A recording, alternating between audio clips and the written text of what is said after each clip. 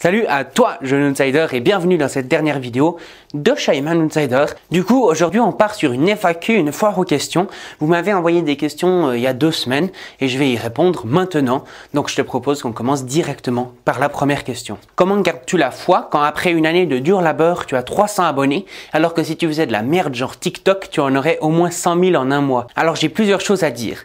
Déjà, TikTok, c'est pas forcément de la merde. Il y a des gens qui font du bon contenu dessus et ça peut être assez divertissant. Deuxièmement, je doute que si je me lancerais sur TikTok, je ferais beaucoup de vues très rapidement parce qu'on peut croire qu'il y a juste à faire de la merde et puis que ça va marcher. Mais en réalité, les youtubeurs divertissement ou bien les TikTokers, les Instagrammeurs ou comme ça, même les influenceurs, ils ont souvent beaucoup travaillé pour arriver là et savoir faire du bon divertissement, du divertissement qui est drôle, que les gens regardent jusqu'à la fin, etc. C'est tout aussi dur que de faire une recherche travaillée comme je le fais pour mes vidéos et je pense pas franchement que ça demande beaucoup moins de travail de réussir sur une plateforme ou sur une autre. Après, bien sûr, sur TikTok, tu as vraiment l'avantage que si tu trouves le bon format, ça va percer très très vite, peut-être même plus vite que sur YouTube. Mais le gros désavantage, c'est que sur TikTok, du coup, tu as une communauté qui est vraiment là que pour se divertir. Tandis que sur YouTube, je peux vraiment construire une communauté, un petit peu plus de fans qui vont me suivre dans ce que je fais. Et si tout d'un coup, je fais par exemple, je sais pas, des conférences, des sites e-commerce ou ce genre de choses, et les gens risquent d'être beaucoup plus intéressés que si j'en parlais sur TikTok.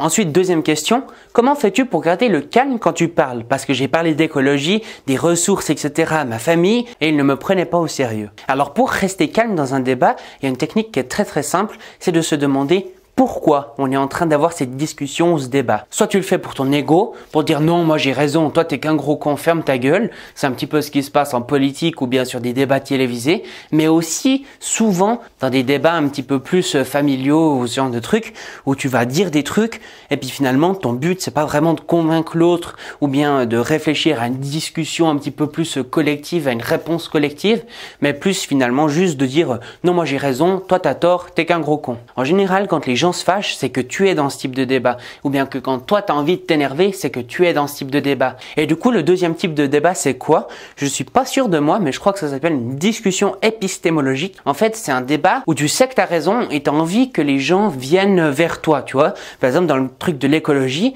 tu sais que tu as envie d'amener les gens à l'écologie, qu'ils fassent des gestes ou bien qu'ils achètent plus bio ou j'en sais rien quoi. Et tu as envie d'amener les gens à ça.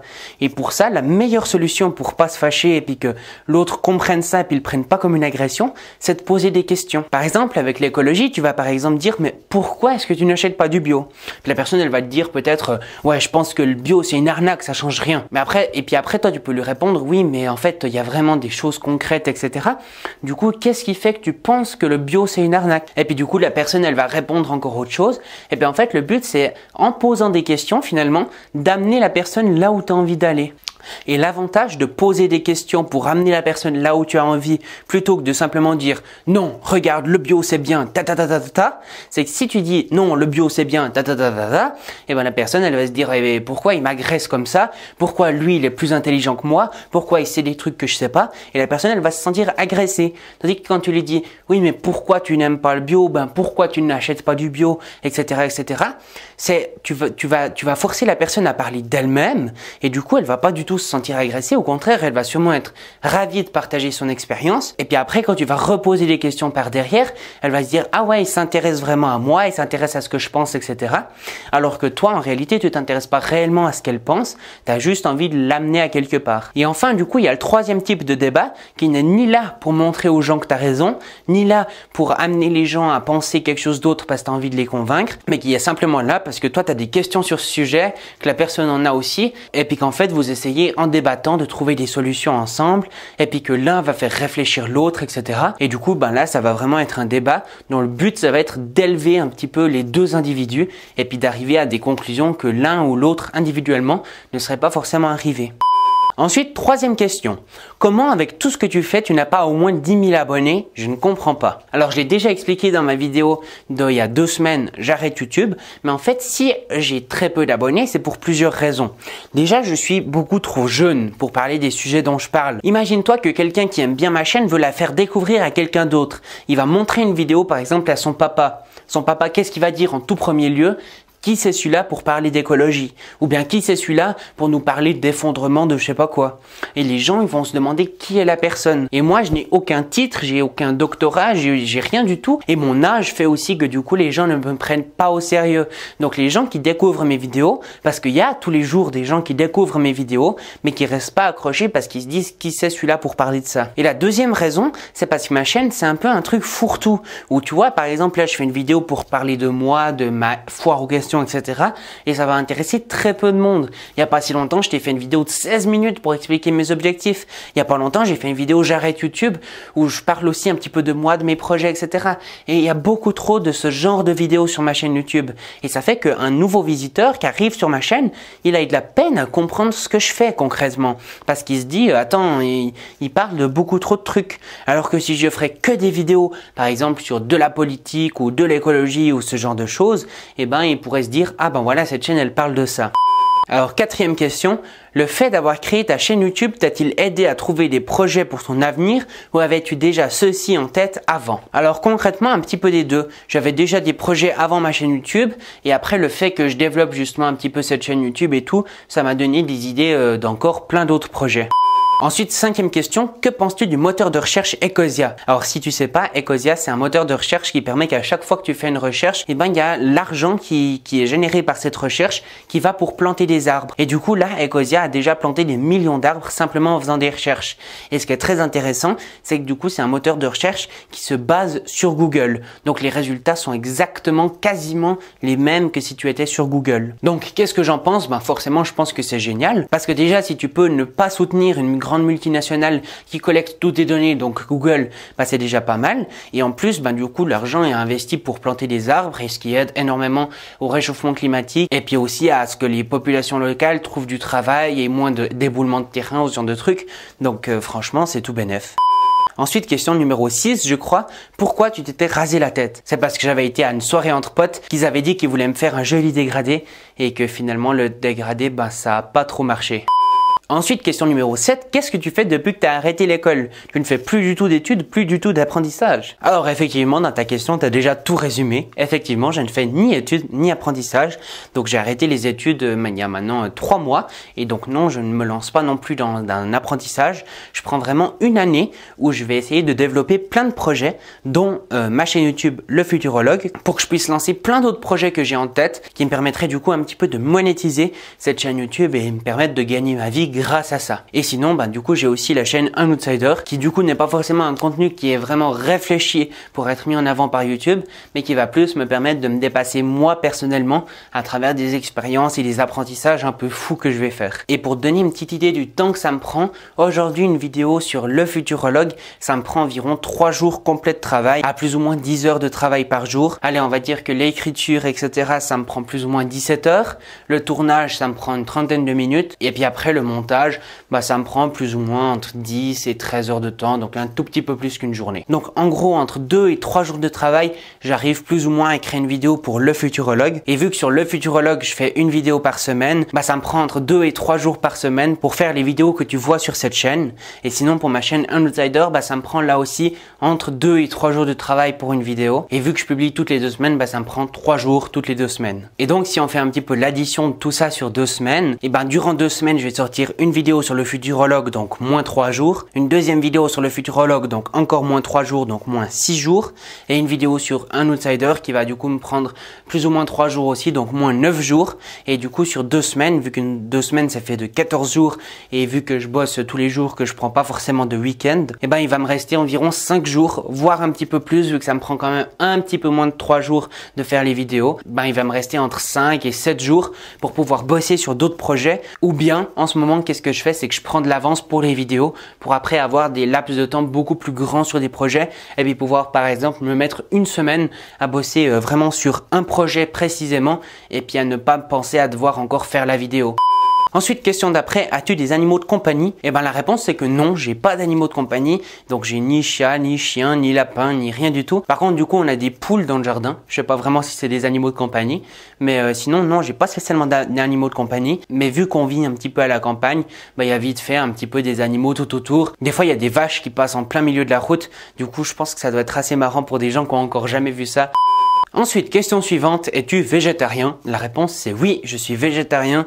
Je dirais même végétarien à tendance végane, dans le sens que, comme je l'ai dit, il y a des poules, on mange des œufs, on mange des laitages, etc. Mais par exemple, du coup, pour la crème, c'est vraiment rare qu'on achète de la crème de vache. On va plutôt utiliser de la crème de soja ou de la crème d'avoine. Et du coup, j'ai fêté il n'y a pas si longtemps ma 10e année à ne pas manger de viande. Nous passons à l'avant-dernière question. Pourquoi tu es minimaliste? Dans quel but? C'est une bonne question, c'est vrai. Pourquoi est-ce que je suis minimaliste? En fait, je retournerai la question. Pourquoi est-ce que tu n'es pas minimaliste? En fait, aujourd'hui, je dirais que je suis minimaliste principalement pour 2 raisons.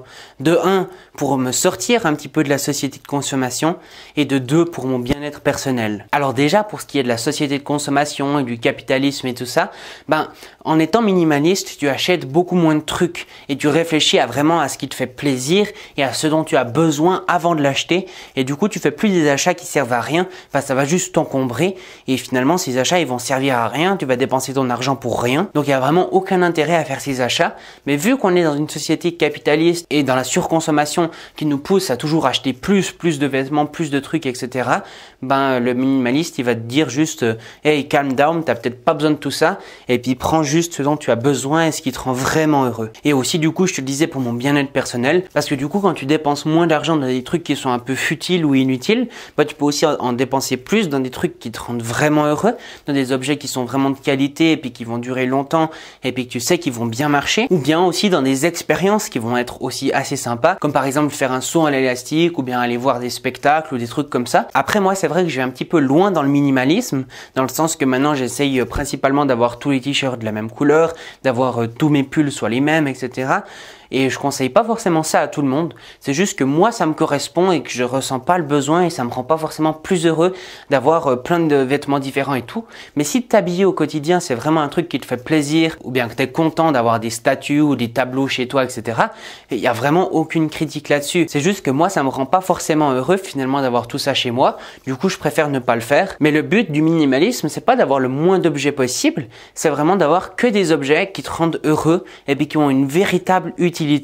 En fait, le minimalisme, c'est juste se débarrasser du superflu.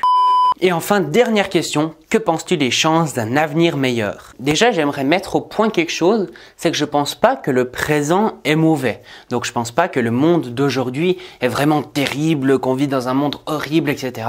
Non, franchement, c'est pas vrai. Si on est objectif 2 secondes et puis qu'on se laisse pas manipuler par les médias puis par les gens qui arrêtent pas de critiquer tout partout, on se rend assez vite compte que par exemple, factuellement, contrairement à ce qu'on peut entendre, la pauvreté n'a jamais été aussi basse, il n'y a jamais eu aussi peu de guerres, il n'y a jamais eu une médecine aussi avancée. Donc je pense pas fondamentalement que le présent est horrible. Et du coup, qu'est-ce que je pense des chances d'un avenir meilleur? C'est un petit peu ce que j'expliquais dans ma dernière vidéo. Pour l'instant, on est dans un système capitaliste et si on continue comme ça, il y a d'énormes chances qu'on arrive vers un effondrement de la civilisation, ce qui du coup ne serait vraiment pas du tout un avenir meilleur. Alors peut-être qu'on pourrait recréer une autre société après l'effondrement, etc.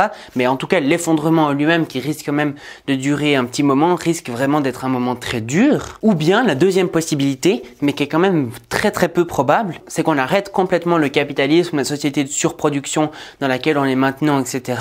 Et puis qu'on revienne un petit peu à une autre solution. Mais comme je l'ai expliqué dans ma dernière vidéo, pour moi, il n'y a aucune des solutions qui est mise aujourd'hui sur le marché qui répond vraiment aux exigences du monde de demain. Par exemple, avec le minimalisme, je te disais, on peut déjà limiter notre consommation, mais même en limitant notre consommation, aujourd'hui, on serait quand même au-delà largement de ce que la Terre peut nous fournir, parce que derrière, il y a l'Inde, le Brésil et tous les pays qui sont pas encore développés, qui veulent se développer et qui du coup vont demander énormément d'énergie, de ressources naturelles, etc.